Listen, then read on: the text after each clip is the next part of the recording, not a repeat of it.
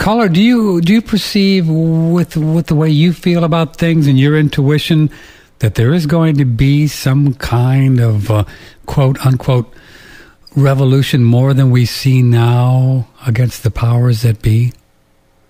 No, I've just things I've been the news following Clif's reports. The other thing that I'm kind of worried about is the death of the dollar. I'm not sure. I know Clif has talked about the death of the dollar from this November to next November, and that our relationship with the government is going to be completely different. Is that going to is that what triggers the end of the United States, or a change in how our government is? That would be a word, transformation. I'm not going to say the United States ends. I don't think that's necessarily the case. We're going to be transformed, there's no question about it. And I think that the dollar pressure alone would not cause the dollar pressure is going to be severe. I mean, people are going to be starving on the planet. There's no question about this. Maybe 1.2 billion people will die as a more or less direct result of the dollar dying.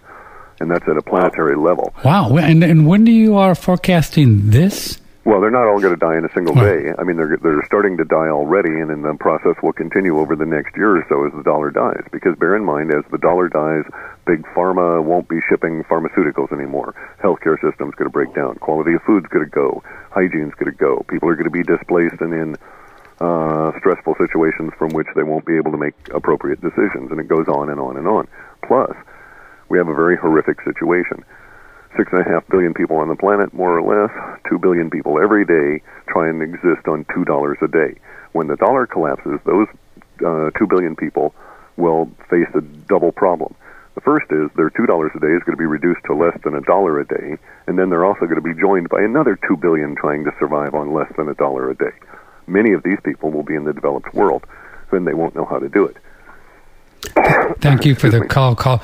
You know, Clif, it's very interesting because our money man, Andrew Goss, who's here every Wednesday morning and who's been studying these things for about 30 years, I mean, he's certainly, is in line with what you're saying as far as the dollar losing about 50% of its value over the next 6 months to a year. Because he really believes that that's when all of this new money that's being printed and then borrowed by the Treasury is going to be sloshing back into the system. I would agree with that, yes. Very interesting. But the 50% issue, I don't know if that's pertinent, because the way that we look at things from an emotional viewpoint, there's if you will, the edge of a cliff, and we'll walk on up to it, a precipice, and we'll fall over that. And after that, it doesn't really matter whether there's a, quote, floor under the dollar in the basket sense at any given number or not. So in other words, the idea that the dollar would stop its loss at 60 or 40 or something is immaterial, because the damage will be done once that confidence erodes. And yes, it'll take a whole year for the confidence to finally go in the U.S., but it'll be very much akin to the loss of confidence in the government of Argentina, and thus the loss of confidence in their currency, which occurred back in the year 2000. In our case, it'll be the reverse. We'll lose confidence in the currency, and then we'll lose confidence in the dollar, in the government that supports it. It's 15 after the hour. My name is Patrick Timpone with Clif High. We're here live every morning, 10 a.m.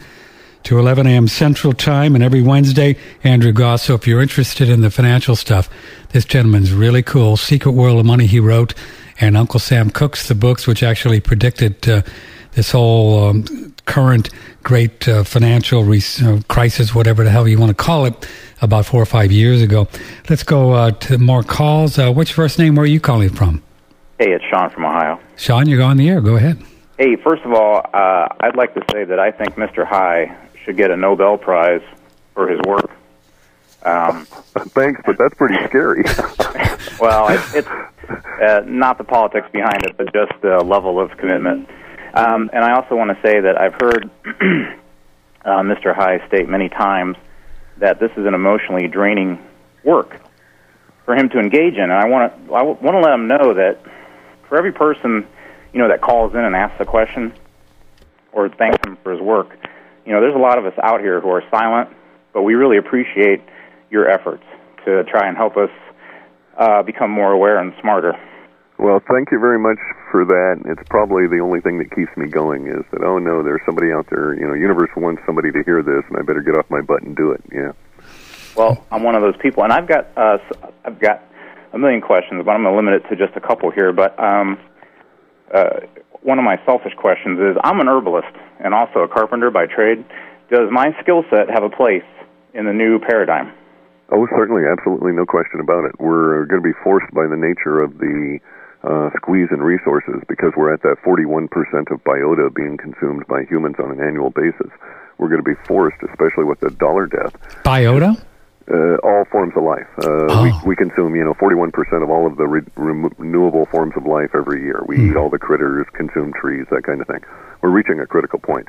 But my point here is that in order to get away from this paradigm and shift into the next stage, we're going to have to be very smart. And so such things as herbal knowledge will be extended to a level that we just don't quite grasp today. And the medicine of the future will not be crafting of synthetic chemicals. It will be those people that will know exactly what set of chemicals can be found in what plant, in what combination that produces the results desired. Plus, that will be married to the idea of the new electrics, and we'll be dealing with a lot of cures, if you will, for all kinds of illnesses from an energetic viewpoint, in combination with the resonance produced by the chemicals that will be ingested through the herbs. So, and we have specific examples showing up where people are going to start, if you will, mining things like lichens for antibiotics in a way that has not been done since the Native Americans. And it's going to produce a revolution sometime around 2013 or so in the way that we treat bacteria at all. Okay. Boy, that's exciting, yeah. My second question is, your latest report reflects information from data sets which strongly indicate that the powers that be are really going to push the people to take this vaccine in the next few months, because I believe, and a lot of other people believe, that this is now or never. They're in a time frame, and they have to do it now. Will there be a clampdown on the internet sales or general sales of any herbal remedies or herbal antipathogens that people can have access to? Are they going to shut that off to force people? That's kind of our feeling. We don't have a whole huge amount of data to be able to state it definitively that by this particular time this sort of thing goes away. However, we do show that over the period of January, February, and March of next year, the internet comes under some real strain, and it will impact the ability to people to get such things. However, it may be that they're shutting the internet down for other reasons, and that's just a side effect. So we can't say that what is the cause at this point, except that there's going to be disruptions in the ability of the internet to function as we see it now. Okay. Thanks, Sean. Thank you. Can we move on, Sean? Because we got a lot of people and a lot of emails, and I want to get to everybody. Well, I've got one really important question. Go ahead. And this is directly vaccine-related. Does your data sets show for people that will be taking the vaccine and just don't know any better yet, but survive, like 3 years into the future, will the new electrics and herbal advances be able to help people who have been damaged by the vaccine they're taking now in the next few months? That's a very important question. It's good a very question. tough one. Yeah, the issue is short answer is yes, but the real horrid part of it is that the 3-year time span is a long period, and not a lot of them will make it. Okay, thank you, Sean. Sir. Thanks a lot. Good question. It's very interesting about this shortage already of natural desiccated thyroid that's been happening, began about a month ago. And, right. And thyroid, as you may know, Clif, is one of the most epidemic proportion diseases in our culture. It's huge. Yes. And all of a sudden, these desiccated thyroids are like, you can't hardly get them. Well, it's not all of a sudden. The process actually, it is in a sense, but we just kind of heard about it, yeah. Right. It took about 6 months for the process to actually develop. We do a lot of macro resource analysis, like Buckminster Fuller used to do. In fact, I've got algorithms that are spun off of some of his work from Synergetics. In any event, we track things like that. And that level, that's just a precursor of what's going to happen in big pharma everywhere, down to all different kinds of levels, yes. I mean, the idea that any kind of natural substance that's competing with the pharmaceutical, they're finding ways to suppress it.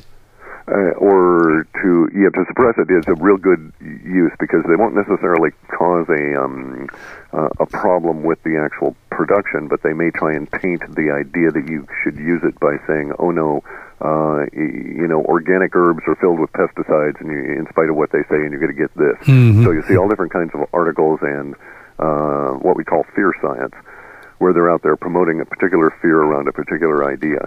And a lot of it, there may be some validity to it, but everybody's going to have to make their own decision. But a lot of it appears to be a big disinfo campaign as part of the herding the sheep in to get the vaccine sort of a scenario. I mean, this is really strange, right? Because I'm an ordinary, regular fellow, and I stumble into what I call the woo-woo world, and I'm led to some conclusions that I just can't shake. And some of those conclusions are really ugly. And they are that, the powers that be have actually launched their next wave of assault against the planetary populace.